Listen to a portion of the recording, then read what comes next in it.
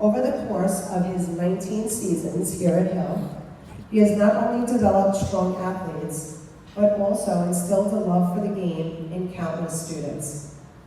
His deep understanding of tennis, from its technical aspects to the mental strategies, sets him apart as a coach and a mentor. Whether he's guiding a player through a challenging match or teaching the finer points of a perfect serve, Gregg brings an unparalleled energy and focus to the court. His ability to connect with his players, fostering growth both on and off the court, speaks volumes about his dedication to their success and the development as individuals. His calm mannerisms create a court environment that is both welcoming and conducive to learning. This approach not only makes his instruction highly effective, but also fosters positive atmosphere where players can thrive and grow, both as athletes and as individuals. I haven't seen anyone convey their love for the game quite the way Gregg does. He actually just gave me a binder 2 days ago about this thick. It's the history, it's a color-coded history, may I add, of the CHSAA girls Staten Island High School tennis. There's stats, numbers, names. He wanted to make sure that all of the information for Staten Island tennis gets passed down so that it doesn't just die or dwindle out, and this is really important. His passion is truly inspiring to witness. I feel incredibly fortunate to have worked alongside someone who brings such dedication, expertise, and heart to the game. Without further ado, here is our first honoree, Gregg Hansson. All right, Gregg.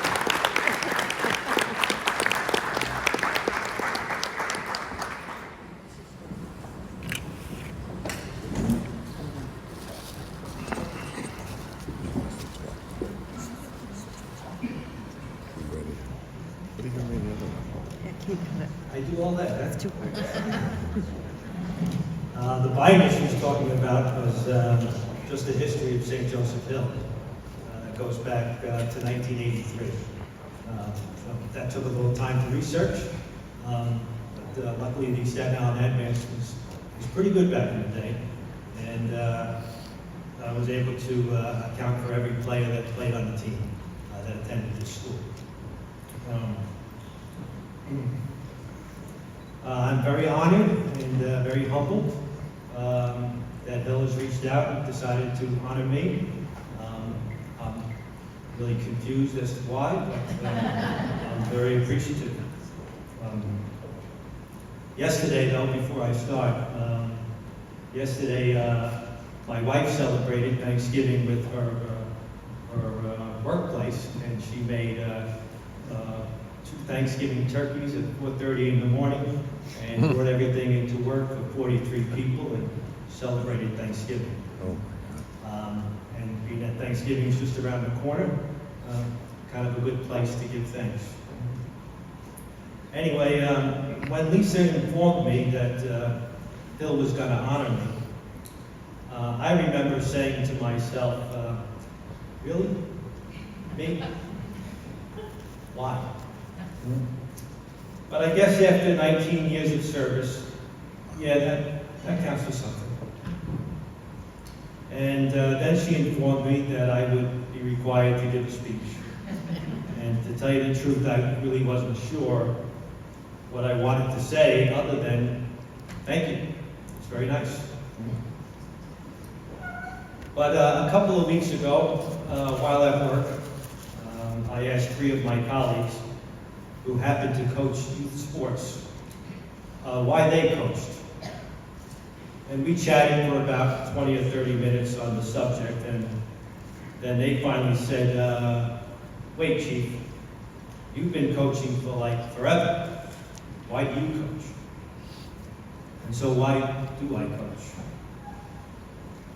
Well, to tell you the truth, I started this totally by accident. A friend of mine who was a police officer at the time was coaching at Moore. And I remember saying to him, what are you doing that for? Putting your free time, as little as you already had, for really no pay. But anyway, after 2 years, he got a new job with the FBI, and he asked me if I could cover the season for him. Well, what are friends for? I agreed. He never came back. And I wound up coaching 10 seasons, 5 for the boys and 5 for the girls. And the highlight was overcoming a 89-match losing streak with the more girls. And you would have thought we won the Super Bowl. But to tell you the truth, I don't even deserve the credit, because at that match, my wife was there. And she got this one player to win the deciding match. So that's how it all started. That's why I started coaching, but why do I continue? A few years ago, I was in the Pavilion building at the 9/11 Memorial. On the second floor is a auditorium where I was talking about my experiences that day. After the talk, an audience member asked a question. He asked me, "What did you learn?" I'm not really sure what that person meant. I fumbled for an answer. But since that moment, I thought about that question a lot. Was there something that 9/11 taught me? And then one day, while giving a tour on the plaza, an answer came to me. What 9/11 taught me was that there are really only 2 types of people in this world, and what type you are is a choice. You can either be selfish or selfless, in it for the common good or for something bad. And I prefer to be associated with doing my best to be good and selfless. After all, in the Bible, I believe it was Jesus that said, "It is better to give than to receive." And a great president, JFK, he said, "Ask not what your country can do for you, but rather what you can do for your country." And at the grounds of the U.S. Open, where the most significant tournament is played in the United States, stands a monument to Arthur Ashe, former #1 tennis player in the world and a great humanitarian. And there is a quote that says, "From what we get, we can earn a living. What we give, however, makes a life." Well, there are a lot of people in my tennis life that have gave, which has benefited me greatly. Mary Adams, who in 1874 brought tennis to the United States right here on Staten Island. Dad and Mom, who I wish could be here, at 96 and 90 years old, too much for them now. Dad, who introduced tennis to his sons, and Mom, who drove me everywhere so I could play. My brother Michael, who paved the way. My high school coach, Theo Katz, who made every Tottenham Pirate a better player. My friend Andy, my tennis partner, who got me to practice and led us to a Staten Island Doubles Championships title in 1981. The many people who ran the tournaments, especially Fred Lang, Alan Saperstein, Wally Whiteman, Dottie Ryan, Jamie Hepburn, most of them gone now. Jamie, who requested I take over the Staten Island Tennis Association back in 1997. My assistant coach, Dorothy, who has helped me in so many ways. A fellow coach, Tracy DeMarco, who herself has coached St. John Villa for 16 seasons. The athletic directors here at Hill, Janice Phillips, Lisa Bifalco, whose leadership and dedication has been second to none. and of course my lovely wife Janine, who has given me a wonderful life and who allows me the countless hours away from her to coach. And there are so many more. Tennis has introduced me to many wonderful, giving souls. So after all I have received through tennis, there comes a time to pay it forward.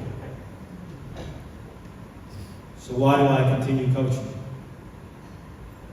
The easy answer is to be selfless, to be giving, to pay it forward. But then I realized that's not really the reasons I coach. Because in all actuality, I have been getting a lot out of it in return. And I just plain like it. Throughout my coaching, there have been some real tender, touching moments. Too many to recount all of them.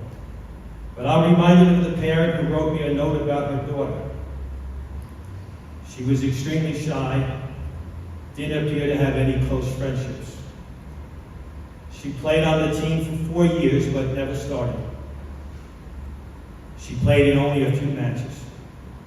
Still, this mom was grateful that her daughter was participating and involved with the team and a sense of belonging and camaraderie.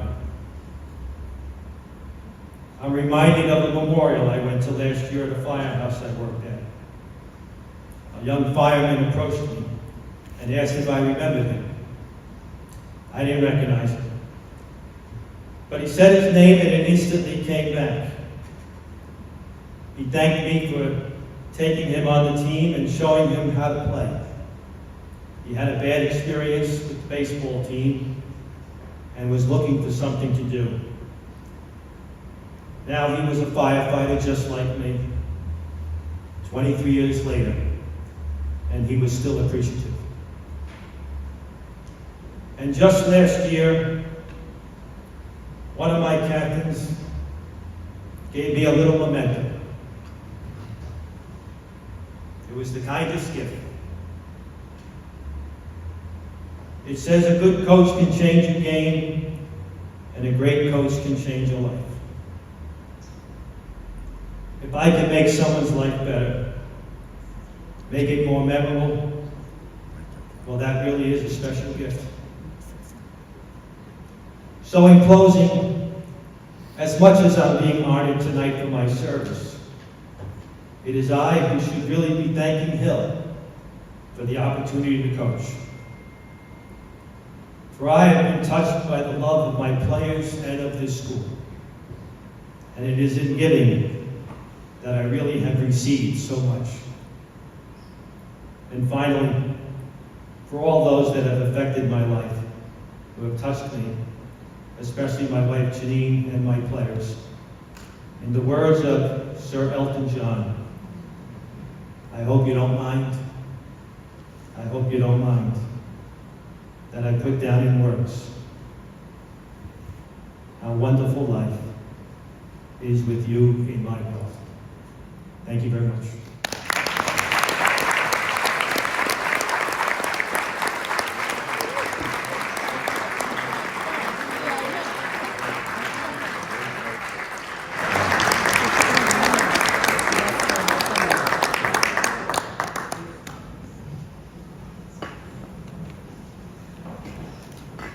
He's a good talker.